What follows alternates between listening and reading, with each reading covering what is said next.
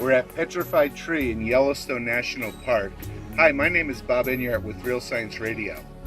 A couple decades ago, there was an exhibit here that said that this and other petrified trees had grown in situ in this location on various strata, and it happened dozens of times over.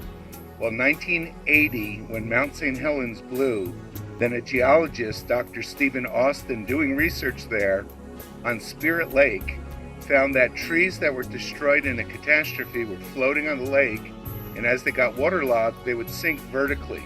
They were upright floaters, and when they hit the bottom of the lake, as sediments continued to pour in and fill up the lake, other trees came down at different layers.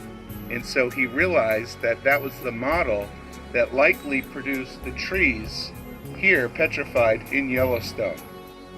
Well, in 1995, my wife and I went to Maui and had dinner in the home of the National Park Ranger there at Haleakala.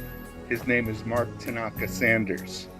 We discussed the fact that these trees at Yellowstone do not have root systems.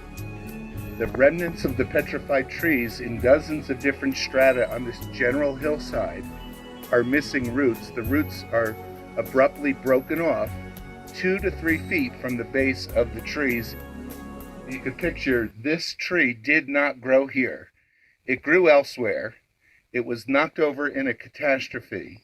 It was floating with many other trees. It became waterlogged, and because of the rocks that were bound up in the roots of the tree, and for other reasons, obviously, the tree began to sink, but it was an upright floater.